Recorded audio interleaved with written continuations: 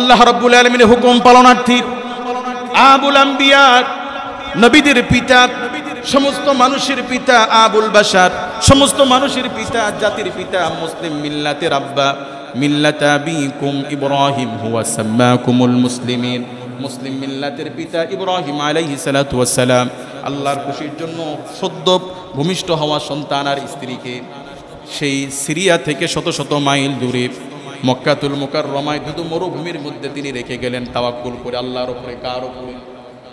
বিবি হাজরা আলাইহিস সালাম জিজ্ঞেস করলেন, স্বামী আমার, আমি না পরের মেয়ে, এই সন্তান তো আপনার, আপনি তো আল্লাহর পয়গম্বর, আমাদেরকে এই নির্জন জায়গায় রেখে যাচ্ছেন, কোনো মানুষ নাই, জনবসতি নাই, শুধু মরুভূমি আর কিছু পাহাড়, এই যে মরুভূমির মধ্যে আমাদেরকে রেখে যাচ্ছেন, শুধু জানতে চাই এটা কি আপনার স্বেচ্ছাচারিতা, আপনার একার সিদ্ধান্ত, নাকি এটি আল্লাহ পাকের নির্দেশ, এটি কি আল্লাহর বিধান, এটি কি আল্লাহর হুকুম? আল্লাহর পয়গম্বর চোখের পানি ফেলে বললেন, আমার বিবি হাজরা, আল্লাহ রাব্বুল আলামিন আমাকে নির্দেশ করেছেন আমি যেন আমার সন্তান ইসমাইল আর তোমাকে এখানে রেখে যাই। বিবি হাজরা আলাইহিস সালাম বললেন, স্বামী আমার, তাহলে কোনো আপত্তি নাই, হাসি মুখে আমি আপনাকে বিদায় দিচ্ছি, আপনি চলে যান। কোনো মানুষ নাই, জন নাই, অল্প একটু পানি আর কয়েকটা খেজুর। কি পরিমাণ আল্লাহর প্রতি তাওয়াক্কুল থাকলে ধুধু মরুভূমির মধ্যে দুধের বাচ্চা নিয়ে একজন মা, একজন স্ত্রী সন্তানকে নিয়ে নির্বাসনে থাকতে রাজি হয় শুধু আল্লাহর হুকুমে। আল্লাহ রাব্বুল আলামিন কোরআনুল কারীম সূরাতুল আহজাবের 21 নম্বর আয়াতে কারীমাতে আল্লাহ রাব্বুল আলামিন বলেন, লাকাদ কানা লাকুম ফি রাসূলিল্লাহি উসওয়াতুন হাসানাহ লিমান কানা ইয়ারজুল্লাহা ওয়াল ইয়াওমাল আখির ওয়া যাকারাল্লাহা কাসীরা। আল্লাহু আকবার বলেন। আল্লাহ রাব্বুল আলামিন কোরআনুল কারীম 33তম সূরা সূরাতুল আহজাবের 21 নম্বর আয়াতে কারীমার মধ্যে আল্লাহ পাক মুমিনদেরকে আল্লাহ পাক বলছেন, লাকাদ কানা লাকুম, নিশ্চয়ই তোমাদের জন্য রয়েছে উত্তম আদর্শ, ফি রাসূলিল্লাহি, রাসূলের জীবনে, উসওয়াতুন হাসানাহ, উত্তম চরিত্র, উত্তম আদর্শ, উত্তম অনুকরণীয়। কথাগুলো কে বলছেন? নিশ্চয়ই আমার হাবিবের জীবনে তোমাদের সকলের জন্য রয়েছে উত্তম আদর্শ, উত্তম সিরাত, উত্তম চরিত্র। আমার নবীজির জীবনে তোমাদের জন্য আমি আল্লাহ পাক দিয়েছি উত্তম আদর্শ। কাদের জন্য আদর্শ রেখেছেন আল্লাহ পাক বলেন, লিমান কানা ইয়ারজুল্লাহা ওয়াল ইয়াওমাল আখির ওয়া যাকারাল্লাহা কাসীরা। মানুষদের মধ্যে তোমরা যারা আখিরাতকে বিশ্বাস করো, যারা আল্লাহকে বিশ্বাস করো, যারা নিজেদেরকে মুমিন দাবি করো, ওয়া যাকারাল্লাহা কাসীরা, তোমরা যারা আল্লাহকে স্মরণ করো, আল্লাহর জিকির করো, যারা আল্লাহ পাককে সন্তুষ্ট করতে চাও, এই শ্রেণীর মুমিনদেরকে, যারা আখিরাতে বিশ্বাসী, যারা আল্লাহতে বিশ্বাসী, যারা আল্লাহকে স্মরণ করে, যারা আখিরাতকে বিশ্বাস করে, আল্লাহ পাক বলেন, লাকাদ কানা লাকুম ফি রাসূলিল্লাহি উসওয়াতুন হাসানাহ, তোমাদের সকলের জন্য আমার নবীর জীবনে রয়েছে উত্তম আদর্শ। কথাটা কার? এই পৃথিবীতে আমার আপনার হাবিব নবীজি মুহাম্মদুর রাসূলুল্লাহ সাল্লাল্লাহু আলাইহি ওয়াসাল্লামের জীবনে আল্লাহ পাক, এই পৃথিবীর এমন কোন শ্রেণী পেশার মানুষ নাই, এমন কোন মানুষ নাই যে মানুষের আদর্শ আল্লাহ পাক আমার নবীজির জীবনে দেন নাই। সেই জন্য আল্লাহ রাব্বুল আলামিন আমার নবীকে দান করেছেন একটা বর্ণাঢ্য জীবন। কি জীবন? যেই জীবনে আল্লাহ তাআলার রাসূল তিনি একাধারে ছিলেন এতিম, একাধারে তিনি ছিলেন আদর্শ যুবক, আদর্শ পিতা, আদর্শ দাদা, আদর্শ নানা, আদর্শ ব্যবসায়ী, আদর্শ রাষ্ট্রনায়ক, আদর্শ সমাজসেবক, আদর্শ সংগঠক। পৃথিবীর যত শ্রেণীর মানুষ যে যে জায়গা থেকে নবী সাল্লাল্লাহু আলাইহি ওয়াসাল্লামকে অনুসরণ করতে চায়, আল্লাহ পাক সকল শ্রেণী পেশার মানুষের আদর্শ আমার নবী সাল্লাল্লাহু আলাইহি ওয়াসাল্লামের জীবনের মধ্যে আল্লাহ পাক দিয়ে রেখেছেন। সুবহানাল্লাহ। কোনো ব্যবসায়ী কথা বলার সুযোগ নেই। আমি ব্যবসায়ী মানুষ, ব্যস্ততা বেশি ছিল, আমার এই কাজ করা সম্ভব ছিল না, নামাজ পড়া সম্ভব ছিল না, স্ত্রীকে পর্দায় রাখার সুযোগ ছিল না, এরকম কথা বলার কোনো সুযোগ, কোনো স্কোপ কোনো ব্যবসায়ীর নাই। কারণ তোমার নবী সাল্লাল্লাহু আলাইহি ওয়াসাল্লাম তিনি নিজেও ব্যবসা করেছেন। সুবহানাল্লাহ। আল্লাহ তাআলার রাসূলকে আল্লাহ পাক কখনো জীবনের এক পর্যায়ে আল্লাহ পাক ধনাঢ্য বানিয়েছেন, কখনো আল্লাহ পাক রাসূলকে এতিম বানিয়েছেন, কখনো আল্লাহ পাক রাসূলকে কষ্ট দিয়েছেন, কখনো আল্লাহ পাক রাসূলকে সুখে রেখেছেন। এই সব কিছুর মূল বক্তব্য, মূল বিষয়, মূল সার নির্যাস সেটি হচ্ছে সুখী হোক, দুঃখী হোক, ধনী হোক, গরিব হোক, সকল শ্রেণী পেশার মুমিন যেন তার জায়গা থেকে আল্লাহ পাক যাকে আদর্শের মাপকাঠি অনুকরণীয় ব্যক্তিত্ব বানিয়ে দিয়েছেন নবীজি মুহাম্মদুর রাসূলুল্লাহ সাল্লাল্লাহু আলাইহি ওয়াসাল্লামকে যেন অনুসরণ করতে পারে। সেই জন্য আল্লাহ পাক নবীজির জীবন চরিত্রকে ওই রকম বর্ণাঢ্য চরিত্র আল্লাহ পাক বানিয়ে দিয়েছে।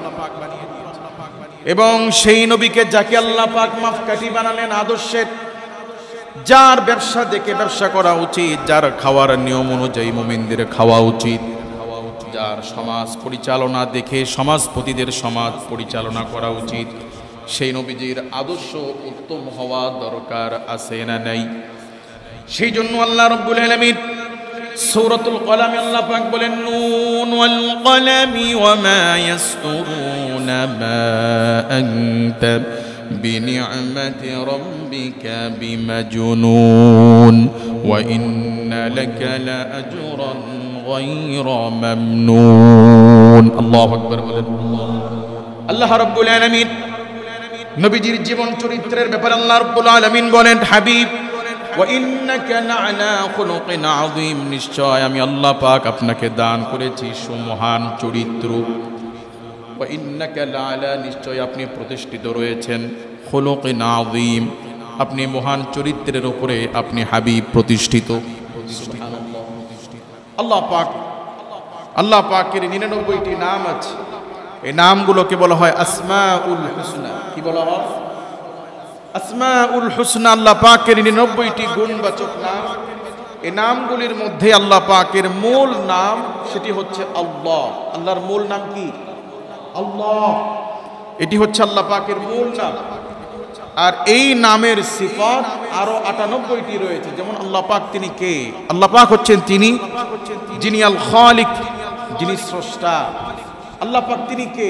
আল্লাহ হচ্ছেন তিনি যিনি আল খালিক, গোটা মহা সৃষ্টি জগতের যিনি স্রষ্টা, তিনি হচ্ছেন আল্লাহ। সুবহানাল্লাহ বলেন। আল্লাহ, আল্লাহ তিনি কে? আল্লাহ হচ্ছেন তিনি যিনি রব্বুল আলামিন, যিনি গোটা আলামিনের, যিনি গোটা কুল কায়নাতের, গোটা সৃষ্টি জগতের যিনি রব, প্রতিপালক, তিনি হচ্ছেন আল্লাহ। এই জন্য আল্লাহর একটি নাম হচ্ছে আল্লাহ হচ্ছেন রব। আল্লাহর একটি নাম হচ্ছে আল্লাহ হচ্ছেন রাজ্জাক।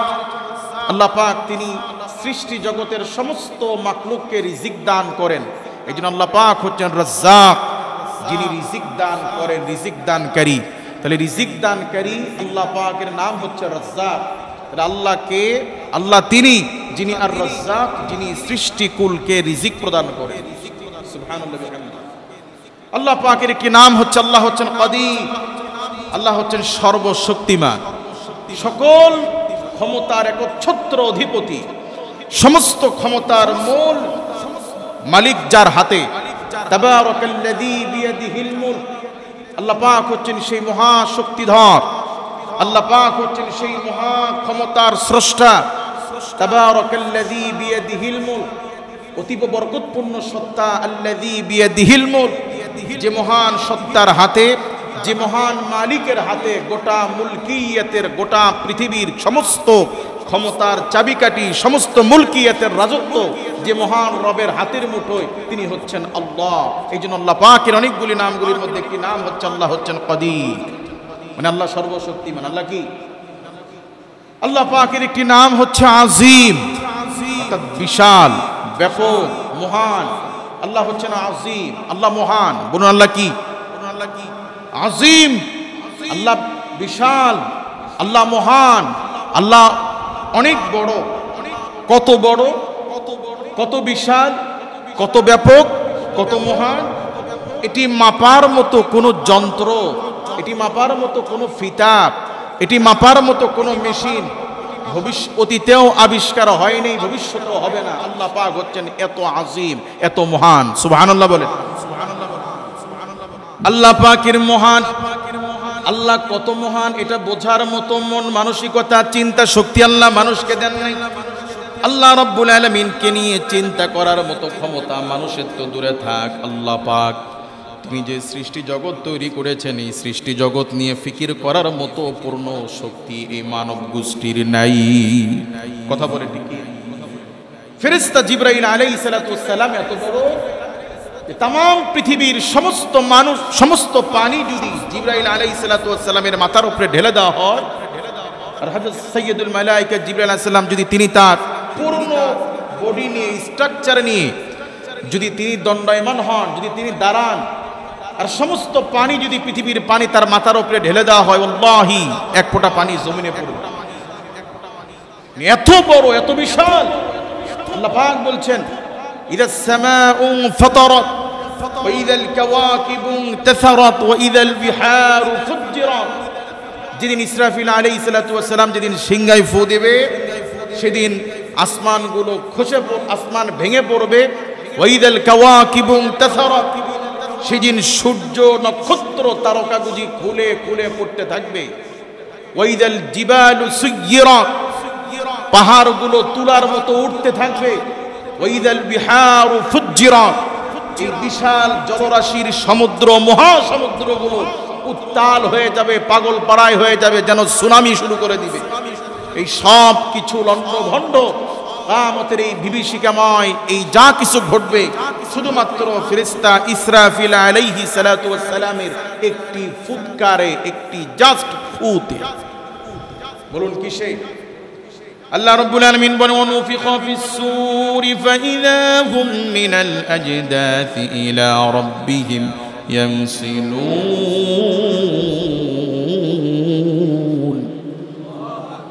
যেদিন ইসরাফিল আলাইহিস সালাতু ওয়াস সালাম ফু দিবে, হযরত ইসরাফিল আলাইহিস সালাতু ওয়াস সালামের ফুৎকারে গোটা পৃথিবী, গোটা বিশ্ব লণ্ডভণ্ড হয়ে যাবে। কবরবাসী দলে দলে হাসরের মাঠে উত্তোলিত হতে থাকবে। এই সব কিছু হবে একজন ফেরেশতার একটা ফুতে। বলুন কিসে? তিনি ফুটবলের মতো লাথি দিবেন না, কিল দিবেন না, ঘুষি দিবেন না, শুধু একটি ফু দিবেন। আল্লাহ পাকের একটি মাখলুক, ফেরেশতাদের মধ্যে একটা ফেরেশতা নাম ইসরাফিল আলাইহিস সালাতু ওয়াস সালাম, ওনাকে আল্লাহ পাক এত বড় বানিয়েছেন, এত ক্ষমতাধর, এত শক্তিশালী যে যার একটা ফুৎকারে এই পৃথিবী লণ্ডভণ্ড হয়ে যাবে, কিয়ামত সংগঠিত হয়ে যাবে। বলুন তার ফুতে যদি এত শক্তি থাকে, তাহলে তিনি যদি লাথি মারেন তা অবস্থা কি হইতে পারে? সুবহানাল্লাহ বিহামদিহি। মুআজ্জাজ হাজিরিন, আমরা পৃথিবীর সমস্ত মানুষ মিলে যদি কোনো মানুষের শরীরে ফু দিই, সবাই মিলে, মাথার একটা চুল তোলা সম্ভব, গায়ের একটা লোম উঠানো সম্ভব, তাহলে সারা পৃথিবীর সমস্ত মানুষ ফু দিয়ে আমরা একটা মানুষের শরীর থেকে একটা লোম উঠানোর ক্ষমতা রাখি না। সেখানে আল্লাহ পাকের একজন ফেরেশতা একটা ফু দিবে, এই একটা ফুৎকারে গোটা সৃষ্টি জগৎ তছনছ হয়ে যাবে। আল্লাহু আকবার কাবীরা। এটি যদি হয় আমার রবের বানানো একটা ফেরেশতার অবস্থা, তাহলে আমার রব আল্লাহ পাক কত মহান হতে পারে, কত বিশাল হতে পারে, এটি চিন্তা করার মতো বুঝ শক্তি, মেমোরি আমাদের মাথার দিমাগের মধ্যে নেই। কথা বলে ঠিক কি? কাজী আল্লাহ রাব্বুল আলামিনের গুণবাচক এই নামগুলির মধ্যে একটি নাম হচ্ছে আজিম। বলুন গুণবাচক একটি নামগুলোর মধ্যে নাম কি? আজিম, যার অর্থ মহান, যার অর্থ ব্যাপক, যার অর্থ বিশাল। নবীজি সাল্লাল্লাহু আলাইহি ওয়াসাল্লামকে আল্লাহ পাক এত উচ্চ মানের, এত উচ্চ লেভেলের চরিত্র আল্লাহ পাক দিয়েছেন। নবীজির চরিত্রের মাপকাঠি বুঝাইতে গিয়ে আল্লাহ পাক বলছেন হাবিব ওয়া ইন্নাকা লাআলা খুলুকিন আযীম। ও রাসূল, আমি আপনাকে যে সুমহান চরিত্র দিয়েছি, আযীম, এই চরিত্রের মাপার মতো কোনো যন্ত্র, এই চরিত্রের ব্যাপকতা মাপার মতো কোনো ফিতা, কোনো মেশিন আসমানের নিচে জমিনের উপরে কোনো মেশিন আবিষ্কৃত হয় নাই, যে মেশিন দিয়ে আপনার চরিত্রের বিশালতা, আপনার চরিত্রের, আপনার আদর্শ মাপ করার মতো কোনো ফিতা, কোনো মেশিন মানব জাতি পৃথিবীতে তৈরি করতে পারে না। এই কথা বলে ঠিক পারে না। আল্লাহ পাক যে ব্যক্তিকে, যে রাসূলকে পৃথিবীর সমস্ত মুমিনদের জন্য অনুকরণীয় আদর্শের মাপকাঠি বানালেন, সেই রাসূলকে আল্লাহ পাক যে চরিত্র দিয়েছেন, সেই চরিত্র যেন তেন কোনো চরিত্র নয়। উম্মাহাতুল মুমিনিন রাইসুল মুহাদ্দিসিন আম্মা জান আয়েশা রাদিয়াল্লাহু তাআলা আনহা বলছেন, ও নবীর সাহাবায়ে কেরামরা, তোমরা রাসূলের চরিত্রের ব্যাপারে আমাকে জিজ্ঞেস করো। খুলুকুহুল কুরআন, খুলুকুহুল কুরআন, নবীজির চরিত্র হচ্ছে কোরআন। কোরআন যা নবীজির সিরাত তা, কোরআন যা নবীজির জীবনী তা। সুবহানাল্লাহ বলেন। মুআজ্জাজ হাজিরিন, তাহলে আমাদের রাসূল সাল্লাল্লাহু আলাইহি ওয়াসাল্লামকে আল্লাহ পাক এত বিশাল সুমহান চরিত্র দান করেছেন, যে চরিত্রের সার্টিফিকেট আল্লাহ পাক নিজের নাম দিয়ে, আল্লাহ পাকের গুণবাচক আজিম শব্দ দিয়ে আল্লাহ পাক নবীর চরিত্রের বিশালতা আল্লাহ বুঝিয়ে বলছেন, হাবিব ওয়া ইন্নাকা লাআলা খুলুকিন আযীম। হাবিব, আমি আপনাকে যে চরিত্র দিয়েছি সেই চরিত্র বিশাল, মহান, ব্যাপক। আল্লাহ পাক পৃথিবীর সর্বশ্রেষ্ঠ চরিত্রের অধিকারী আল্লাহ পাক আমার রাসূলকে বানিয়ে মুমিনদেরকে আল্লাহ পাক বলছেন, শোনো, তোমরা যারা আখিরাতকে বিশ্বাস করো, তোমরা যারা আল্লাহকে স্মরণ করো, তোমরা যারা নিজেদেরকে আল্লাহর গোলাম পরিচয় দাও, আখিরাতে বিশ্বাস করো, লাকাদ কানা লাকুম ফি রাসূলিল্লাহি উসওয়াতুন হাসানাহ, তোমাদের সকলের জীবনে, তোমাদের সকলের জন্য, লাকাদ কানা লাকুম ফি রাসূলিল্লাহি উসওয়াতুন হাসানাহ, আমার রাসূলের জীবনে তোমাদের সকলের জন্য রয়েছে উত্তম আদর্শ। উত্তম আল্লাহ পাক নবী সাল্লাল্লাহু আলাইহি ওয়াসাল্লামের জীবনে মুমিনের খাওয়ার নিয়ম, মুমিনের ব্যবসার নিয়ম, মুমিনের চাকরির নিয়ম, মুমিনের রাষ্ট্র চালানোর নিয়ম, মুমিনের বিচারের নিয়ম, পৃথিবীর সমস্ত শ্রেণী পেশার নিয়ম কানুন, চরিত্র, আদর্শ আল্লাহ পাক নবী সাল্লাল্লাহু আলাইহি ওয়াসাল্লামের জীবনে দিয়ে মুমিনদেরকে আবার বলছেন, শোনো, তোমাদের জন্য উত্তম আদর্শ, তোমাদের জন্য মাপকাঠি, অনুসরণীয় ব্যক্তিত্ব বানিয়ে দিলাম আমার হাবিব সাল্লাল্লাহু আলাইহি ওয়াসাল্লামকে। সুবহানাল্লাহ বলেন। তাহলে একদিকে আল্লাহ পাক তার বন্ধুকে, তার রাসূলকে পৃথিবীর শ্রেষ্ঠ চরিত্রের অধিকারী বানিয়ে দিয়ে মুমিনদেরকে বলছেন, তোমাদের জন্য আমার রাসূলের জীবনে রয়েছে উত্তম আদর্শ।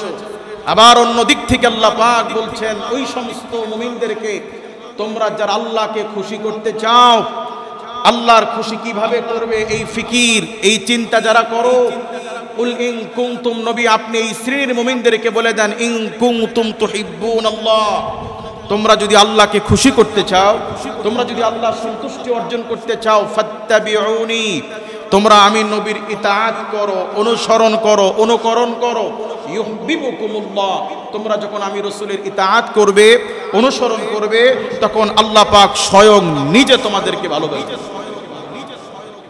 আল্লাহ রাব্বুল আলামিন যদি কোনো মুমিনকে ভালোবাসেন, আল্লাহ রাব্বুল আলামিন যদি কোনো মানুষের প্রতি যদি সন্তুষ্ট হয়ে যায়, সেই মানুষের জন্য তামাম পৃথিবী সেই মানুষের পায়ে নত হয়ে যায়। সেই জন্য যুগে যুগে বিভিন্ন জালিমের গোষ্ঠীরা আম্বিয়া আলাইহিমুস সালামদের উপরে নির্যাতনের শৃঙ্খলা চালিয়েছে, বিভিন্ন ভাবে নবীদেরকে কষ্ট দেওয়া হয়েছে, কিন্তু নবীদেরকে নিষ্পেষিত করতে পারে নাই, ধ্বংস করতে পারে নাই, নবীদেরকে নিশ্চিহ্ন করতে পারে নাই। কথা বলেন ঠিক কি না? পৃথিবীর এক স্বৈরাচার শাসক নমরুদ আল্লাহর পয়গম্বর ইব্রাহিম আলাইহিস সালাতু ওয়াস সালামকে অগ্নিকুণ্ড ফেলে দিয়েছিল, কিন্তু অগ্নিকুণ্ডে পড়ে যাওয়ার পরে 40 দিন আল্লাহর পয়গম্বর আগুনের মধ্যে ছিলেন। এই 40 দিনের মধ্যে আল্লাহর পয়গম্বরের একটা লোম আগুন পুড়তে পারে নাই। কথা বলে ঠিক কি? আল্লাহ রাব্বুল আলামিন অনেকজন জলিল কদর পয়গম্বর, যুগ শ্রেষ্ঠ নবী এবং রাসূল হযরতে মুসা কালিমুল্লাহ, কুরআনুল কারীম আল্লাহ রাব্বুল আলামিন যে 25 জন নবী এবং রাসূলের নাম আল্লাহ পাক আলোকপাত করেছেন, সবচেয়ে বেশি যে নবীর নাম আল্লাহ পাক কোরআনে আল্লাহ পাক তুলে ধরেছেন 136 জায়গায়, তিনি আর কেউ নন আল্লাহর পয়গম্বর হযরতে নবী মুসা কালিমুল্লাহ আলাইহিস সালাম। কোন নবী? মুসা আলাইহিস সালাতু ওয়াস সালাম, যার নাম আল্লাহ পাক কোরআনে 136 বার নিয়েছে। এই জলিল কদর পয়গম্বর নবী মুসা আলাইহিস সালাতু ওয়াস সালাম কি যুগের জালিম ফিরাউন যখন ধাওয়া করেছিল, 3 দিক থেকে যখন তাকে পাকড়াও করেছিল হত্যার উদ্দেশ্যে, সামনে লোহিত সাগর, বিশাল সাগর, সেই সাগরে যখন তিনি সাগরের সামনে 3 দিক থেকে শত্রু, আল্লাহ রাব্বুল আলামিনের কাছে যখন তিনি সাহায্য প্রার্থনা করলেন, আল্লাহ পাক মুসা আলাইহিস সালাতু ওয়াস সালামকে বললেন, লা তাখাফ, ভয় পেও না, তোমার লাঠিটা তুমি সমুদ্রের মধ্যে ছেড়ে দাও, আল্লাহর পয়গম্বর যখন লাঠি ছেড়ে দিলেন, মুহূর্তের মধ্যে আল্লাহ পাক লোহিত সাগরের মধ্যে 12টি রাস্তা আল্লাহ তৈরি করে দিলেন। কাজেই মুমিন যখন আল্লাহর প্রতি আসক্ত হয়, আল্লাহর প্রতি বিনয়ী হয়, আল্লাহর প্রিয় মাহবুব বান্দা যখন হয়ে যায়, গোটা বিশ্ব তার গোলামি শুরু করে দেয়। কাজী মুআজ্জাজ হাজিরিন, নবী সাল্লাল্লাহু আলাইহি ওয়াসাল্লাম কি আল্লাহ কোরআন পাঠিয়ে মুমিনদেরকে আল্লাহ পাক বলছেন, শোনো ইমানদারেরা, শোনো মুমিনেরা, তোমরা যারা আল্লাহর সন্তুষ্টি অর্জন করতে চাও, আল্লাহকে ভালোবাসতে চাও, তোমাদের জন্য করণীয় হলো ফাত্তাবিউনি, আমার নবীকে তোমরা অনুসরণ করো, ইউহিব্বুকুমুল্লাহ, তোমাদের মধ্যে যারা আমার নবীকে অনুসরণ করবে, ইতাআত করবে, ইউহিব্বুকুমুল্লাহ, আমি আল্লাহ পাক তোমাদেরকে আমি আল্লাহ নিজে ভালোবাসবো। আমরা আল্লাহকে ভালোবাসি, আল্লাহ আমাকে ভালোবাসেন না, তাহলে এই ভালোবাসার কোনো দাম নাই। কথা বলে ঠিক কি না? আল্লাহ যদি নিজে আমাদেরকে ভালোবাসেন, এর চেয়ে বড় পাওয়া, এর চেয়ে বড় সফলতা, এর চেয়ে বড় কল্যাণ, এর চেয়ে বড় সম্মান, ইজ্জত কিছু হতে পারে না। কথা বলে ঠিক কি না? সেই জন্য আল্লাহ পাকের প্রিয় বান্দারা, পরহেজগার মুত্তাকি মুমিন বান্দারা, তাদের চিন্তা চেতনা, তাদের প্রতিটি মুহূর্ত, প্রতিটি সময় এই ফিকিরে তারা কাটাইতেন, কি করলে আল্লাহ খুশি হবে। আউলিয়া কেরাম, নবী করিম সাল্লাল্লাহু আলাইহি ওয়াসাল্লাম সহ সমস্ত আম্বিয়া আলাইহিস সালামের মিশনই ছিল কি করলে আল্লাহ খুশি হবে, কি করলে আল্লাহ। এই যে গত কয়েকদিন আগে বলছিলাম যে নবী সাল্লাল্লাহু আলাইহি ওয়াসাল্লামের ইন্তিকালের মুহূর্ত, অসুস্থ, বিছানায় শায়িত, বারবার জ্ঞান হারাচ্ছেন, অথচ ঘরের স্ত্রীকে জিজ্ঞেস করছেন, আয়েশা, আমাদের ঘরে কয়টি স্বর্ণ মুদ্রা আছে? আমাদের মা বলছেন, ইয়া রাসূলুল্লাহ, ঘরে 7টি স্বর্ণ মুদ্রা আছে। কতটি? 5 আর 2 7। আল্লাহ তাআলা রাসূল বলেন, আয়েশা, এগুলো দান করে দাও, আয়েশা, এগুলো দান করে দাও। অথচ নবীজির ঘরে তখন স্টিল জীবিত 9 জন স্ত্রী। কয়জন? নবী সাল্লাল্লাহু আলাইহি ওয়াসাল্লামের 11 জন স্ত্রীর মধ্যে 2 জন নবীজি ইন্তিকাল করার পূর্বে ইন্তিকাল করেছেন, আর নবীজির ইন্তিকালের সময় আমাদের 9 জন মা জীবিত। আমরা মারা গেলে আমাদের স্ত্রীরা বিবাহ বসার সুযোগ আছে, কিন্তু উম্মাহাতুল মুমিনিন, মুমিনদের মা, নবীদের স্ত্রী, আমাদের আম্মা, আমাদের মা, নবীর ইন্তিকালের পরে নবীদের স্ত্রীদের জন্য এই উম্মতকে বিয়ে করা হারাম। বিয়ে করা কি? তাহলে যেই সমস্ত মা, 9 জন আম্মা জান রাসূল চলে যাচ্ছেন, 9 জন স্ত্রী জীবিত, ঘরে মাত্র 7টি স্বর্ণ মুদ্রা। এই 7টি স্বর্ণ মুদ্রা দিয়ে কি হবে? বিশাল জীবন পড়ে আছে। আমাদের মা আয়েশা রাদিয়াল্লাহু তাআলা আনহার বয়স মাত্র 18 বছর। নবীজি যখন ইন্তিকাল করছেন তখন আমাদের কনিষ্ঠ মা, আমাদের কনিষ্ঠ সবচেয়ে বয়সের ছোট আমাদের মা আয়েশা রাদিয়াল্লাহু তাআলা আনহার বয়স তখন মাত্র কত বছর?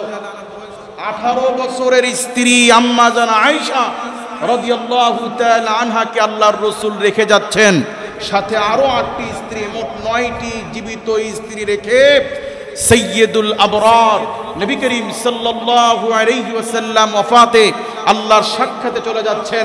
যাওয়ার আগে স্ত্রীকে বলছেন, আয়েশা, এগুলো দান করে দাও। জ্ঞান হারানোর পরে আবার যখন জ্ঞান ফিরে পেলেন, জিজ্ঞেস করলেন, দান করেছো? বলি, ইয়া রাসূলুল্লাহ, আপনাকে নিয়ে ব্যস্ততা থাকার কারণে এখনো দান করতে পারি নাই। নবীজি সাল্লাল্লাহু আলাইহি ওয়াসাল্লাম বলছেন, আয়েশা, তুমি কি এটা আশা করো, তুমি কি এটি প্রত্যাশা করো যে আমি এই দুনিয়ার সামান্য 7টি স্বর্ণ মুদ্রা রেখে আমি আল্লাহর কাছে যাই, অথবা এই 7টি স্বর্ণ মুদ্রা আমি নিয়ে আল্লাহর কাছে যাই? এটাকে তুমি পছন্দ করো?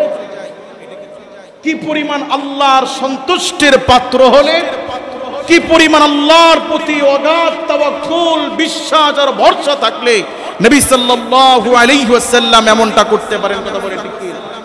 কাজী সমস্ত আম্বিয়া আলাইহিমুস সালাম, সমস্ত আউলিয়া কিরামগণ, পরহেজগার, মুত্তাকি, খোদা ভীতি ব্যক্তিরা তাদের চিন্তা চেতনা ব্যক্তিগত জীবনে, পারিবারিক জীবনে, সামাজিক জীবনে, জীবনের চিন্তা চেতনা ছিল কি করলে আল্লাহ খুশি হবেন। কথা বলে ঠিক কি? সেই জন্য আজ আমাদের পূর্বপুরুষ মরে গেলে তাদেরকে মানুষ চেনে না। আমাদের 5মতম পুরুষ, আমাদের ঊর্ধ্বতম 10মতম পুরুষকে ছিল আমরা জানি না, তাদের নাম আমরা জানি না। কিন্তু কিয়ামত পর্যন্ত এই পৃথিবীতে যত মানুষ আসবে, সমস্ত মানুষের কাছে আল্লাহ পাক নবীজি মুহাম্মদুর রাসূলুল্লাহ সাল্লাল্লাহু আলাইহি ওয়াসাল্লামের ইজ্জতকে, সম্মানকে আল্লাহ পাক আকাশচুম্বী করে দিয়েছেন। কথা বলে ঠিক দিয়েছেন। এই জন্য এই পৃথিবীতে যে বা যারা আল্লাহর জন্য যত স্যাক্রিফাইস করবে, আল্লাহর জন্য যতটা ত্যাগ করবে, আল্লাহর জন্য যতটা নিজেকে সঁপে দিবে, আল্লাহর জন্য যে যতটা বিসর্জন দিবে, আল্লাহ পাক তার মর্যাদা, তার পুরস্কার তত বেশি আল্লাহ বাড়িয়ে দিবে। আম্মাজান মা হাজরা আলাইহিস সালাম, যিনি ছিলেন প্রাথমিক যুগে একজন দাসী, বলুন কি ছিলেন? পুরস্কার স্বরূপ তার সততার কারণে, তার পরহেজগারিতার কারণে এক বাদশা নবী ইব্রাহিম আলাইহিস সালামকে, আমাদের মা হাজরা আলাইহিস সালামকে হাদিয়া দিয়েছিলেন পুরস্কার স্বরূপ। সুবহানাল্লাহ বলে। পরবর্তীতে যখন আমাদের মা বিবি সারার ঘরে যখন সন্তান হচ্ছিল না, আমাদের বড় মা আম্মাজান বিবি সারা রাদিয়াল্লাহু তাআলা আনহা ইব্রাহিম আলাইহিস সালামকে বললেন, যেহেতু আল্লাহ পাক আমার উদরে সন্তান দিচ্ছেন না, আপনি বিবাহ করুন। আর বিয়ে করার ক্ষেত্রে যেহেতু হাজরা পরহেজগার মুত্তাকি একজন কন্যা, কাজী আপনি হাজরাকেই বিবাহ করুন। সুতরাং বড় স্ত্রীর আদেশ ক্রমে আল্লাহ পাকের অনুমতি নিয়ে আমাদের আব্বা ইব্রাহিম আলাইহিস সালাম বিয়ে করলেন আম্মাজান হাজরা আলাইহিস সালামকে। বলুন কাকে? এই হাজরা আলাইহিস সালাম আমাদের আম্মাজান আল্লাহর প্রতি এতটা তাওয়াক্কুল ছিলেন, এতটা নির্ভরশীল ছিলেন, আর আল্লাহর জন্য এতটা নিবেদিত প্রাণ ছিলেন, আল্লাহর জন্য এতটা অনুগামী অনুগত ছিলেন যে আল্লাহ পাক নবী ইব্রাহিম আলাইহিস সালামকে নির্দেশ দিলেন সন্তান হওয়ার পরে, ও ইব্রাহিম তুমি তোমার স্ত্রী এবং তোমার সন্তানকে এমন এক নির্জন জায়গায় রেখে আসবা যেখানে কোনো মানুষ নাই, ঘর নাই, কোনো পশু পাখি নাই, এমন নির্জন জায়গায়। আল্লাহ রাব্বুল আলামিনের হুকুম পালনার্থী আবুল আম্বিয়া, নবীদের পিতা, সমস্ত মানুষের পিতা আবুল বাশার, সমস্ত মানুষের পিতা, জাতির পিতা, মুসলিম মিল্লাতের আব্বা, মিল্লাত আবিকুম ইব্রাহিম হুয়া সাম্মাকুমুল মুসলিমিন, মুসলিম মিল্লাতের পিতা ইব্রাহিম আলাইহিস সালাতু ওয়াস সালাম আল্লাহর খুশির জন্য সদ্য ভূমিষ্ঠ হওয়া সন্তান আর স্ত্রীকে সেই সিরিয়া থেকে শত শত মাইল দূরে মক্কাতুল মুকাররমায় ধুধু মরুভূমির মধ্যে তিনি রেখে গেলেন তাওয়াক্কুল করে আল্লাহর উপরে। কার উপরে? বিবি হাজরা আলাইহিস সালাম জিজ্ঞেস করলেন, স্বামী আমার, আমি না পরের মেয়ে, এই সন্তান তো আপনার, আপনি তো আল্লাহর পয়গম্বর, আমাদেরকে এই নির্জন জায়গায় রেখে যাচ্ছেন, কোনো মানুষ নাই, জনবসতি নাই, শুধু মরুভূমি আর কিছু পাহাড়, এই যে মরুভূমির মধ্যে আমাদেরকে রেখে যাচ্ছেন, শুধু জানতে চাই এটা কি আপনার স্বেচ্ছাচারিতা, আপনার একার সিদ্ধান্ত, নাকি এটি আল্লাহ পাকের নির্দেশ, এটি কি আল্লাহর বিধান, এটি কি আল্লাহর হুকুম? আল্লাহর পয়গম্বর চোখের পানি ফেলে বললেন, আমার বিবি হাজরা, আল্লাহ রব্বুল আলামিন আমাকে নির্দেশ করেছেন আমি যেন আমার সন্তান ইসমাইল আর তোমাকে এখানে রেখে যাই। বিবি হাজরা আলাইহিস সালাম বললেন, স্বামী আমার, তাহলে কোনো আপত্তি নাই, হাসি মুখে আমি আপনাকে বিদায় দিচ্ছি, আপনি চলে যান।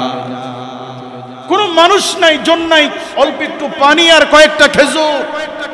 কি পরিমাণ আল্লাহর প্রতি তাওয়াক্কুল থাকলে ধুধু মরুভূমির মধ্যে দুধের বাচ্চা নিয়ে একজন মা, একজন স্ত্রী সন্তানকে নিয়ে নির্বাসনে থাকতে রাজি হয় শুধু আল্লাহর হুকুমে। বলতে পারতেন আপনি কেমন পয়গম্বর, আল্লাহর কাছে কাঁদেন, বলেন আপনি আল্লাহকে বলেন যে আল্লাহ যেন আমার প্রতি দয়া করে, আল্লাহ যেন এত কঠোর না হয়, এরকম বলতে পারতেন কি? আম্মা জান আয়েশা রাদিয়াল্লাহু তাআলা আনহা রাসূলের সাথে খুনসুটি করতেন, বয়স অল্প ছিল, 9 বছরে রাসূলের ঘরে এসেছেন। আম্মা জান আয়েশা রাদিয়াল্লাহু তাআলা আনহার ঘরে আল্লাহ পাক কোনো সন্তান দেন নাই, কেন? তিনি কান্নাকাটি করতে পারতেন না যে আপনি কেমন নবী হয়েছেন, কেমন পয়গম্বর হয়েছেন, যে আপনি বলেন আপনি দোয়া করলে আল্লাহ পাক উহুদ পাহাড় আপনার জন্য স্বর্ণ বানায় দিত, যে আল্লাহ আপনার জন্য উহুদ পাহাড় স্বর্ণ বানায় দিত, আপনি কেমন নবী? আল্লাহকে বলেন না আমাকে যেন একটা সন্তান দেয়। বলেন এই পৃথিবীতে প্রতিটি নারী চায় কি চায় না যে তার ঘরে আল্লাহ সন্তান দিক? এটা মারা চায় কি চায় না? নারীরা চায় কি চায় না?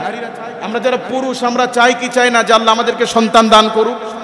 আমরা সন্তানের পিতা হয়ে এটা আমরা আশা করি কি করি না?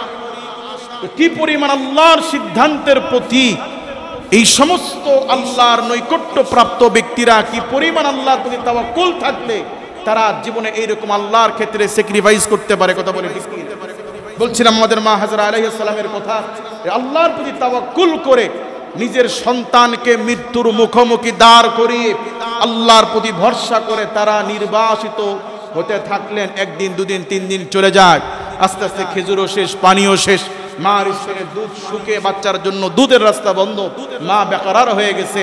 সন্তানকে বাঁচানোর জন্য সন্তানকে জমিনে শুয়ে রেখে সাফা মারওয়াতে দৌড়াদৌড়ি করছেন। সাফা থেকে মারওয়ার দিকে তাকালে মনে হয় বালি যখন চিকচিক করে মনে হয় পানি দেখা যাচ্ছে, পানির আশায় মা আবার দৌড় দেয়। আবার মারওয়াতে থেকে যখন সাফার দিকে যখন তাকায় দেখে সাফাতে মনে হচ্ছে পানি, আবার দৌড় দেয়। এভাবে আমাদের মা 7টি দৌড় দিয়েছিলেন। কয়টি? বাচ্চাকে যেখানে রেখে সাফা মারওয়াতে দৌড়াদৌড়ি করেছিলেন। বাচ্চা এমনি তৃষ্ণার্ত, এই বাচ্চাকে নিয়ে দৌড়াইলে বাচ্চারও কষ্ট হবে, মারও কষ্ট হবে, ঠিক কি? সুতরাং মানবহীন জনবসতি মক্কাতুল মুকাররমায় আল্লাহর ঘরের কাবা তো তখন ছিল না। কেন ছিল না? নূহ আলাইহিস সালাতু ওয়াস সালামের বালির প্লাবনে গোটা জমিন যখন আল্লাহ পাক পানির নিচে তলিয়ে দিয়েছিলেন, সেই পানিতে তলিয়ে যাওয়ার কারণে বালির নিচে আল্লাহর ঘর চাপা পড়ে আল্লাহর ঘরের কোনো চিহ্ন ছিল না। আল্লাহর ঘরের কি ছিল না? শুধু একটা বসতি মক্কা, আল্লাহর ঘর এখানে আছে তারা জানতেন না। অথচ এই ঘর ইন্না আউওয়ালা বাইতি উযিআ লিন-নাস, এই পৃথিবীতে মানব জাতিকে পাঠানোর আগে আল্লাহ পাক পৃথিবীর প্রথম ঘর তৈরি করেছেন ফেরেশতাদের মাধ্যমে, সেটি হচ্ছে মক্কায় আল্লাহর ঘর কাবা। কথা বলে ঠিক কি? আল্লাহ তাআলার পয়গম্বরের স্ত্রী আমাদের মা হাজরা আলাইহিস সালাম আল্লাহর সন্তুষ্টির জন্য নির্বাসিত থেকে সন্তানকে বাঁচানোর জন্য সন্তানকে শুয়ে রেখে যখন সাফার মারওয়াতে যখন 7টা চক্কর দিয়েছিল, দৌড় দিয়েছিল, সেই দৌড়ে যেখানে দৌড় দিচ্ছিলেন আর বাচ্চাকে যেখানে শুয়ে রেখেছিলেন, মাঝখানে একটা পাহাড়ের কারণে কিছু অংশ সন্তানকে দেখা যাচ্ছিল না। সন্তানকে যেমন এখানে সন্তানকে শুয়ে রেখেছেন আর এখানে দৌড়াদৌড়ি করেছেন, তাহলে পিলারের কারণে এখান থেকে এই পিলার পর্যন্ত যদি একটা পাথর থাকে তাহলে সন্তান এই দৌড়াদৌড়ি করার ক্ষেত্রে সন্তান আড়াল হবে কি হবে না? যেই সময় যতটুকু সন্তান আড়াল হয়ে যাচ্ছিল, চোখের পলক পড়ছিল না, সন্তানকে দেখা যাচ্ছিল না, অতটুকু রাস্তা মা একটু বেশি দৌড় দিতেন যাতে করে এই পর্দাটা দ্রুত পার হয়ে আবার যেন সন্তানকে দেখা যায়। সুবহানাল্লাহ বলে। আমার মার এই স্যাক্রিফাইসের কারণে আল্লাহ রাব্বুল আলামিন আমাদের মা হাজরা আলাইহিস সালামের মর্যাদাকে আল্লাহ এত আকাশচুম্বী করে দিয়েছেন। হাজরা, আমার জন্য তুমি তোমার সন্তানকে নির্বাসনে থেকে তুমি দৌড় দিয়েছ, আমি আল্লাহ পাক কিয়ামত পর্যন্ত তোমার মর্যাদা এত বাড়িয়ে দিলাম। আমার এই ঘরের বাইতুল্লাহ হজ এবং উমরা যারা করতে আসবে কিয়ামত পর্যন্ত তোমার এই 7 বার চক্কর দেওয়া, এই দৌড় দেওয়াকে আমি আল্লাহ তাআলা বাধ্যতামূলক ও ওয়াজিব করে দিলাম। শুধু এতটুকুই নয়, বরং হাজরাত তোমার অনুসরণের জন্য যতটুকু পথ তুমি বেশি জোরে দৌড় দিয়েছ, সন্তান আড়াল হয়ে যায়, আড়াল হওয়া সন্তানকে দ্রুত আবার দেখার জন্য তুমি যতটুকু রাস্তায় বেশি দৌড় দিয়েছ, আমি আল্লাহ পাক এতটুকু রাস্তা আমার মুমিন বান্দাদের জন্য, বাইতুল্লাহর মেহমানদের জন্য দৌড় দেওয়াকেও আমি আল্লাহ তাআলা বাধ্যতামূলক আমি করে দিলাম। তাহলে এই পৃথিবীতে যারা আল্লাহর জন্য যত বেশি স্যাক্রিফাইস করবে, আল্লাহ পাক তার মর্যাদাও তত বেশি কি করবেন? বাড়িয়ে দিন। আপনি যদি দাড়ি রাখতে অসুবিধা হয়, গত জুমার শেষ অংশে আমরা দাড়ির কথা বলছিলাম, এই দাড়ি রাখতে আপনার লজ্জাবোধ হচ্ছে, বন্ধুরা ক্রিটিসাইজ করছে, অনেকে হাসাহাসি করছে, তো মোল্লা হয়ে গেছে, এ তো মুন্সি হয়ে গেছে। যেই ফ্রেন্ড সার্কেলের সাথে আপনি চলছেন কেউ দাড়ি রাখে না, আপনি কোনো হুজুরের বয়ান শুনে নবীজির মুহাব্বতে আপনার মনে হলো যে দাড়ি রাখা উচিত এবং আমি রাখলাম, আপনি দাড়ি রাখলেন আর আপনার বন্ধুরা আপনাকে হাসাহাসি করছে, ক্রিটিসাইজ করছে, আপনি আল্লাহর জন্য মেনে নিলেন। ওরা যা করে যা বলে বলুক, অসুবিধা নেই, ওরা আমাকে যা বলে বলুক, আমার কিচ্ছু যায় আসে না।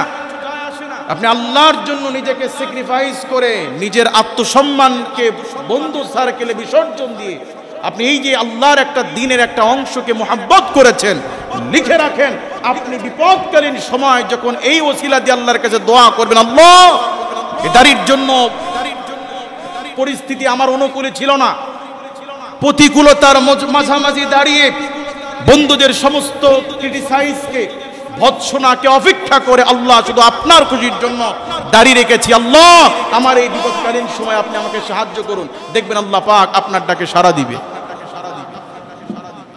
সেই জন্য যারা আল্লাহর জন্য নিজেকে যত স্যাক্রিফাইস করবে, আল্লাহ পাক বলছেন ফাযকুরুনি আযকুরুকুম ওয়াশকুরুলি ওয়ালা তাকফুরুন। বান্দা ফাযকুরুনি, তোমরা আমাকে স্মরণ করো, ওয়াশকুরুলি ওয়ালা তাকফুরুন, ফাযকুরুনি আযকুরুকুম, তোমরা আমাকে স্মরণ করো, আমিও তোমাদেরকে স্মরণ করব। অর্থাৎ আল্লাহর জন্য যে যত স্যাক্রিফাইস করবে, আপনার বিপদকালীন সময় আল্লাহ আপনাকে সাহায্য করবে। যে আমরা আল্লাহর জন্য স্যাক্রিফাইস করতে রাজি আছি ইনশাআল্লাহ। বলছিলাম নবী সাল্লাল্লাহু আলাইহি ওয়াসাল্লামের জীবনে আল্লাহ পাক ওই শ্রেণীর মানুষের জন্য কাল জয়ী পৃথিবীর সর্বশ্রেষ্ঠ আদর্শ আল্লাহ পাক নবীজির জীবনে দিয়েছেন। আর মুমিনদেরকে আল্লাহ পাক বলছেন ফাত্তাবিউনি, আল্লাহ নবীকে বলছেন নবী আপনি বিবৃতি করুন, কুল আপনি বলে দিন, তোমরা যদি ফাত্তাবিউনি আমার ইতাআত করো, আমার অনুসরণ করো, ইউহিব্বুকুমুল্লাহ, আসমান জমিনের মালিক স্বয়ং নিজে তোমাদেরকে প্যার করবেন, ভালোবাসবেন। কি আমাদেরকে আল্লাহর ভালোবাসা পাওয়ার দরকার আছে? আল্লাহর ভালোবাসা পেতে হলে আমাদের দায়িত্ব হচ্ছে নবীজির অনুসরণ করা, নবীজির কি করা। এই জন্য আল্লাহ রাব্বুল আলামিন तमाम পৃথিবীর সর্বশ্রেষ্ঠ চরিত্র, সর্ব উৎকৃষ্ট নিয়ম কানুন পদ্ধতি, সিরাত, আদর্শ, মডেল আল্লাহ নবীজির জীবনে আল্লাহ দিয়েছেন। সুবহানাল্লাহ বলেন। এই জন্য পৃথিবীতে কোনো মানুষ ভালো কি মন্দ এটি বুঝে তার সবচেয়ে নিকটবর্তী মানুষ যারা যারা তার কাছে থাকে, যেমন একজন হচ্ছেন স্ত্রী, ঠিক কি না? আমি সপ্তাহে একদিন আপনাদের এখানে এসেছি, আমি ব্যক্তি কেমন এটা আপনাদের চেয়ে আমার স্ত্রী ভালো বলতে পারে।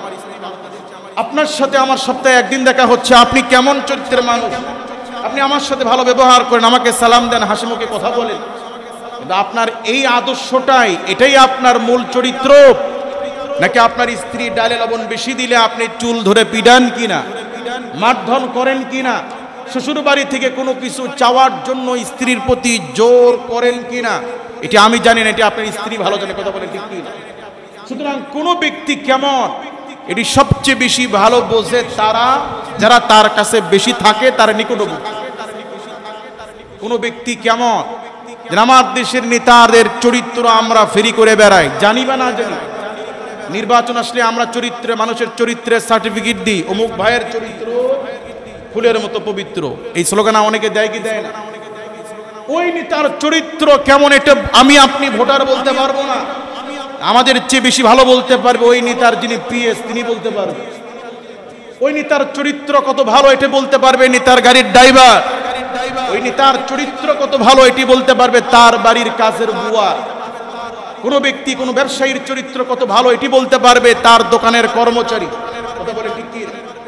নবী সাল্লাল্লাহু আলাইহি ওয়াসাল্লাম যাকে আল্লাহ পাক तमाम পৃথিবীর সমস্ত মানুষের আদর্শ বানিয়ে দিয়েছেন, যাকে আল্লাহ পাক কাল জয়ী চরিত্র দান করেছেন, যার চরিত্রের ক্ষেত্রে বিশালতা বুঝাইতে গিয়ে আল্লাহ পাক বলছেন ওয়া ইন্নাকা লাআলা খুলুকিন আযীম। আল্লাহ পাকের নামের বিশালতা দিয়ে আল্লাহ পাক বলছেন ও রাসূল আমি আপনাকে বিশাল চরিত্র দিয়েছি, মহান চরিত্র দিয়েছি। সেই চরিত্রের মানুষটি কেমন এটি বেশি ভালো বলতে পারবে তার কাছের খাদেম, তার ঘরের স্ত্রীরা, কথা বলেন ঠিক কি না? নবী করিম সাল্লাল্লাহু আলাইহি ওয়াসাল্লামের খাদেম হযরত আনাস ইবনে মালিক রাদিয়াল্লাহু তাআলা আনহু তিনি বর্ণনা করেন, আল্লাহর নবী হিজরত করে যখন মদিনাতুল মুনাওয়ারায় যখন আসলেন, মদিনার মানুষরা কেউ আল্লাহর নবীর জন্য থাকার বাড়ি দিতে চায়, কেউ জমি দিতে চায়, আল্লাহ নবীর জন্য কেউ খাবার দিতে চায়, আল্লাহ নবীকে মানুষ থাকতে দিতে চায়, বিভিন্ন মানুষ বিভিন্ন রকম হাদিয়া আল্লাহর নবীকে দান করলেন। আমার মা উম্মে সুলাইম রাদিয়াল্লাহু তাআলা আনহা, আমি ছোট্ট বালক 7 বছরের আনাস ইবনে মালিককে হাত ধরে আল্লাহর নবীর কাছে নিয়ে এসে বললেন ইয়া রাসূলুল্লাহ, এই মদিনার কত মানুষ কেউ আপনাকে জমি দিতে চায়, কেউ আপনার জন্য বাড়ি দিতে চায়, কেউ ইসলামের জন্য জমি দিতে চায়, কেউ ইসলামের মসজিদের জন্য জমি দিতে চায়, কেউ আপনাকে টাকা হাদিয়া দেয়, কেউ আপনাকে বিভিন্ন জিনিস হাদিয়া দেয়।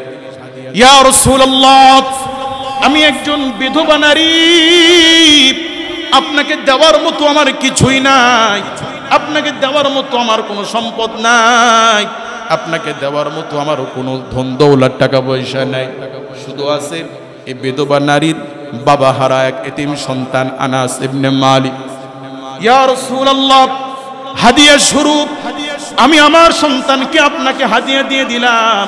আপনি রাসূল সাল্লাল্লাহু আলাইহি ওয়াসাল্লামের ছোট ছোট যে কাজগুলো করা দরকার, আপনার জুতা আগিয়ে দেওয়া দরকার, বাজারে কোনো জিনিস নিয়ে আসা দরকার, আপনার উজুর পানি দরকার, আপনার কোনো জিনিস দরকার, এই খেদমত করার ক্ষেত্রে আমার ছেলেকে আপনার হাতে দিয়ে দিলাম।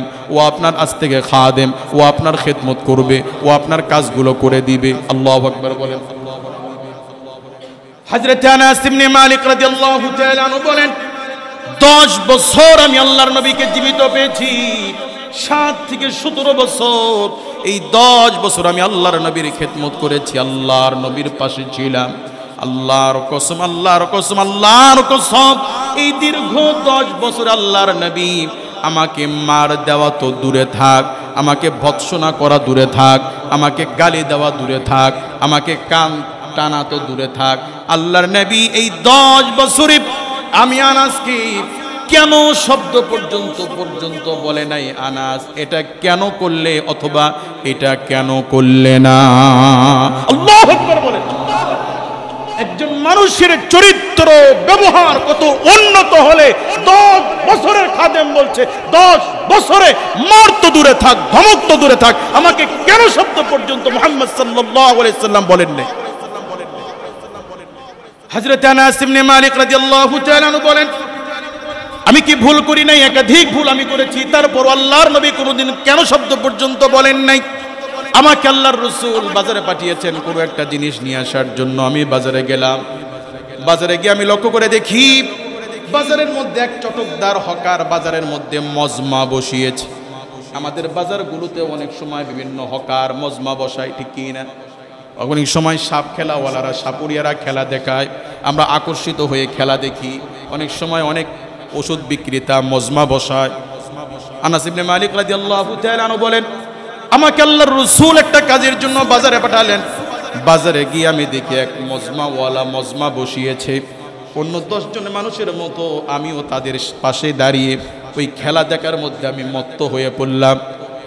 খেলা দেখতে দেখতে আমার কাছে এত মজা লাগছিল, এত ভালো লাগছিল যে আমি আল্লাহর রাসূল যে কাজের জন্য আমাকে পাঠিয়েছে সেই কাজের কথা আমি ভুলে গিয়ে ওই খেলা দেখার ক্ষেত্রে আমি মত্ত হয়ে গেলাম। আমি রাসূলের কথা ভুলে গিয়ে আমি খেলা দেখছি তো দেখছি। হযরত আনাস ইবনে মালিক রাদিয়াল্লাহু তাআলা আনহু বলেন, অনেকক্ষণ পরে আমি লক্ষ্য করে দেখি আমার পিছনে কেউ একজন আলতো করে আমার কাঁধের উপরে 2টা হাত রেখেছে। হাতের স্পর্শ আমার কাঁধে পেয়ে আমি যখন ফিরে তাকাই দেখি আমার পিছনে রাহমাতাল লিল আলামিন স্বয়ং দাঁড়িয়ে তার 2 হাত আমার কাঁধের উপরে রেখেছে। আমি লজ্জা পেয়ে গেলাম। পিছনে ফিরে দেখি আল্লাহর রাসূল, তিনি আমাকে কিছুই বললেন না, শুধু একটা মুচকি হাসি দিলেন। এ হচ্ছে আমাদের রাসূল সাল্লাল্লাহু আলাইহি ওয়াসাল্লামের খাদেমের প্রতি, কাজের লোকের প্রতি আমার রাসূলের আচার ব্যবহার। কথা বলে ঠিক কি? মুআজ্জাজ হাজিরিন, আমার নবীজি সাল্লাল্লাহু আলাইহি ওয়াসাল্লামের ইসলামের প্রাথমিক যুগে নবীজি সাল্লাল্লাহু আলাইহি ওয়াসাল্লাম ঘরে আসলেন। বাহির থেকে এসে দেখেন ঘরের মধ্যে ছোট্ট একটা ফুটফুটে বাচ্চা, 8-9 বছরের একটা বাচ্চা ঘরের মধ্যে। জিজ্ঞেস করলেন, খাদিজা এই বাচ্চা কে, কোত্থেকে এসেছে? খাদিজা রাদিয়াল্লাহু তাআলা আনহা বললেন, ইয়া রাসূলুল্লাহ, আমার ভাই বাজার থেকে কয়েকজন বাচ্চা ক্রয় করেছে, তাদের মধ্যে এই বাচ্চাকে আমার জন্য হাদিয়া দিয়েছে। আমাকে বলেছে, খাদিজা এই বাচ্চাকে তোমার ঘরে রাখো, তোমার ঘরে ছোট ছোট যে কাজগুলো আছে বাচ্চাকে দিয়ে করে দিবা। তো সেই জন্য আমার ভাই কেনা গোলামকে আমার ঘরে রেখেছে। আমি তাকে জিজ্ঞেস করেছি, তার নাম যায়েদ আর তার বাবার নাম হচ্ছে হারিস, যায়েদ ইবনুল হারিসা। এই বাচ্চাকে আমার ভাই বাজার থেকে ক্রয় করেছে দাস হিসেবে। কি হিসেবে? আল্লাহ তাআলা রাসূল বললেন, খাদিজা আমার ঘরে কোনো দাসের প্রয়োজন নেই, এই ছোট ছোট কাজ তো আমরা নিজেরাই করতে পারি। যেহেতু সে শিশু, সে ছোট, আল্লাহ তাআলা রাসূল সাথে সাথে তাকে আজাদ করে দিলেন, মুক্ত করে দিলেন। সুবহানাল্লাহ বলবেন না? এখন যায়েদ যেহেতু ছোট, সে যাবে কোথায়? কাজে আল্লাহ তাআলা রাসূল বললেন, বাবা তুমি চাইলে আমার ঘরে আমার ছেলের মতো লালিত পালিত হতে পারো, আমার ঘরে থাকতে পারো, আমার ছেলে হিসেবে, গোলাম হিসেবে না, বাজার থেকে ক্রয় করা গোলাম বা দাস হিসেবে না, কেনা গোলাম হিসেবে নয়, আমার ঘরে থাকতে পারো, আমার ছেলে হিসেবে। যায়েদ ইবনুল হারিসা নবী সাল্লাল্লাহু আলাইহি ওয়াসাল্লামের ঘরে থাকতে লাগলেন। ইসলামের পূর্ববর্তী যুগের নিয়ম অনুযায়ী জাহেলি যুগের মানুষরাও কাবা তাওয়াফ করতে আসতো, আল্লাহর ঘর তাওয়াফ করতে আসতো, তবে তারা আমাদের মতো ইহরাম বেঁধে নয়। ওই জাহেলি যুগের নিয়ম অনুযায়ী, সেই কুসংস্কার অনুযায়ী উলঙ্গ হয়ে, বিবস্ত্র হয়ে অথবা ছোট ছোট কাপড় পরে তারা কাবা ঘর তাওয়াফ করতে আসতো।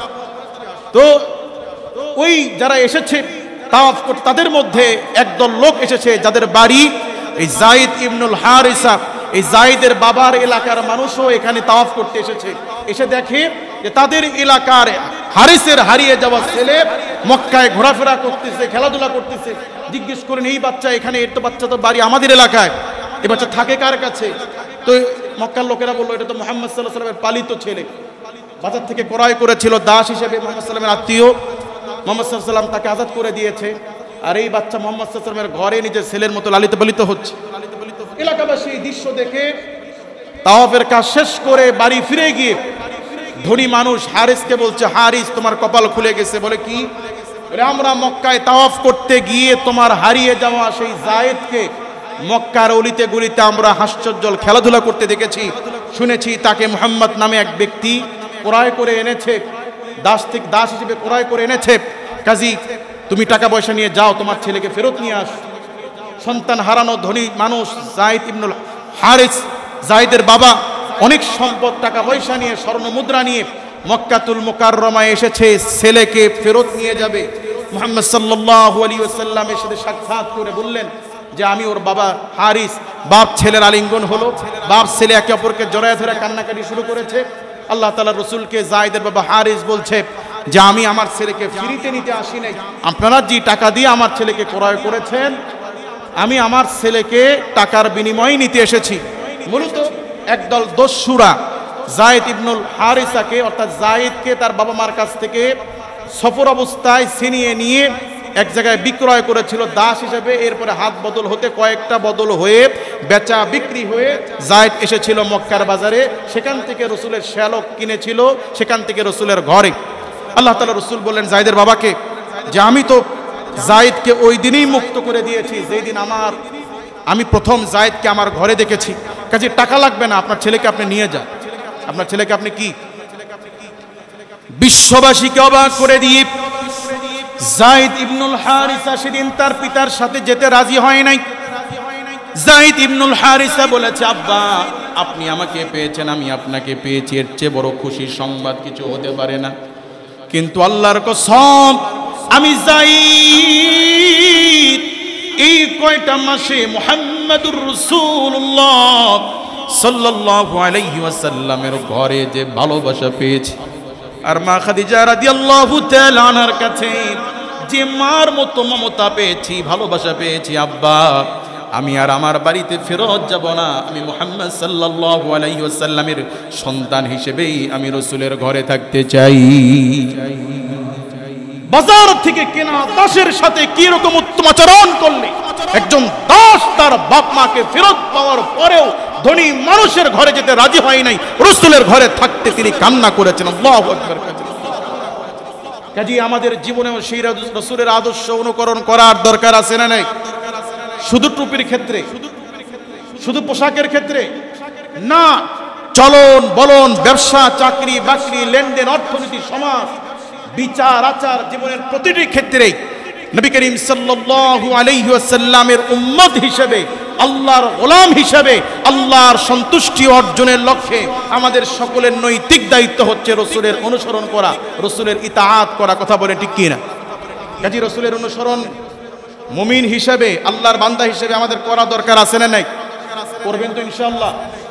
আজ আমাদের বিয়ে শাদী দেখলে, আমাদের চুলের কাটিং দেখলে, আমাদের পোশাক দেখলে, আমাদের জুতা স্যান্ডেল দেখলে, আমাদের বিবাহ অনুষ্ঠান দেখলে মনে হয় এগুলো কোনো মুসলমানের না, মনে হয় এগুলো হিন্দুদের দুর্গাপূজা।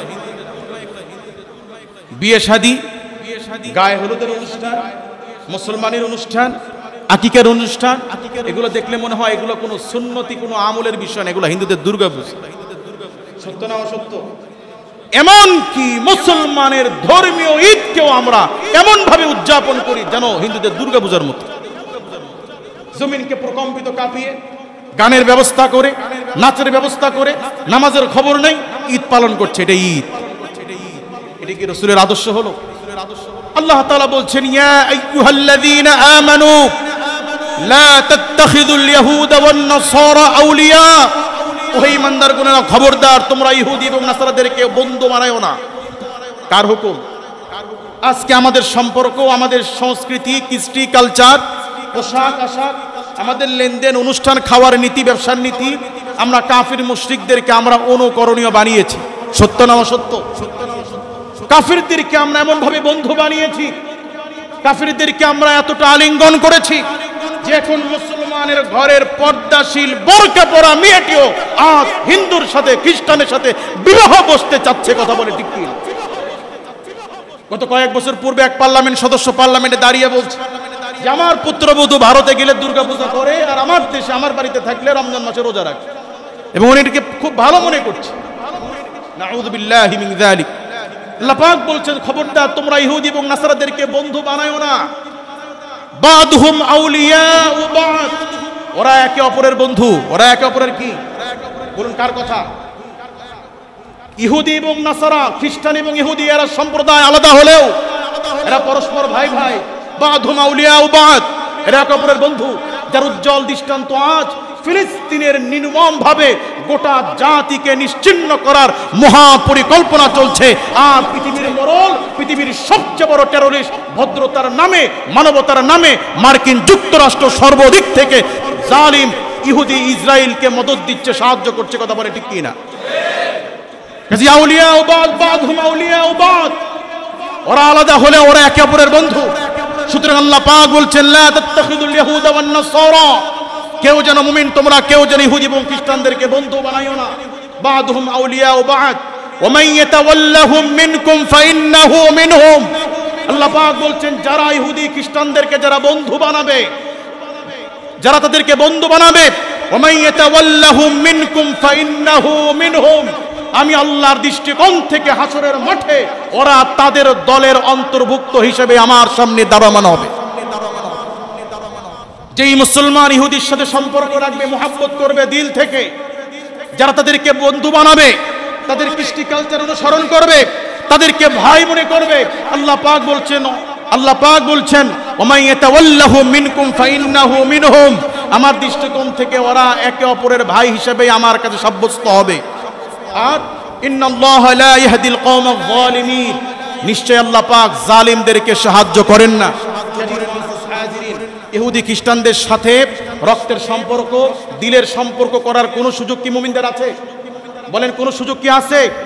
আমার দেশে অনেক মুসলমান ভাই আছে, মুসলমানের চেয়ে আরেকজন হিন্দু ছেলেকে, মুসলমানের চেয়ে আরেকজন মুসলিমকে বেশি বন্ধুত্ব বানায়, এমনটা আছে না? শুধু বন্ধুত্ব নয়, বরং আমার দেশে এখন অহরহ মুসলিমদেরকে বিবাহ করার মতো প্রবণতা চলছে। কথা বলেন ঠিক কি না?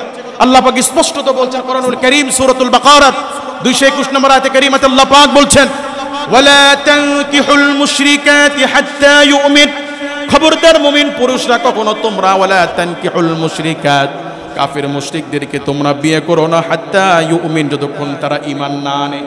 কোন কাফির যতক্ষণ মুসলমান না হবে ততক্ষণ কি করা যাবে না? বিয়ে করা যাবে না। ওয়ালা আমাতুম মুমিনাতুন খায়রুম মিন মুশরিকাতিন ওয়ালাউ আ'জাবাতকুম, আল্লাহ পাক বলেন শোনো মুমিনেরা, প্রয়োজনে মুসলিম বাদীকে, মুসলিম দাসীকে বিয়ে করা তোমাদের জন্য কল্যাণ, যদিও ওয়ালাউ আ'জাবাতকুম, কাফির মুশরিকরা যদি সুন্দরীও হয়, সুন্দরী সুশ্রী কাফির নারীর চাইতে অসুন্দরী দাসী আল্লাহর কাছে অধিক উত্তম। পরে ইনশাআল্লাহ পাক বলেন ওয়ালা তুকিহুল মুশরিকিনা হাত্তা ইউমিন, খবরদার মুসলিম নারীরা অমুসলিম ছেলেদেরকে তোমরা বিয়ে করবে না, হাত্তা ইউমিন, ততক্ষণ পর্যন্ত তারা ঈমান না আনবে। ওয়ালা আবদুম মুমিনুন খায়রুম মিন মুশরিকিন ওয়ালাউ আ'জাবাকুম, আর একজন দাস মুসলিম পুরুষ যদি অসুন্দর হয়, এটা তোমাদের কল্যাণ, তোমাদের জন্য কল্যাণ অমুসলিম সুদর্শন পুরুষের চেয়েও। কথাগুলো কার?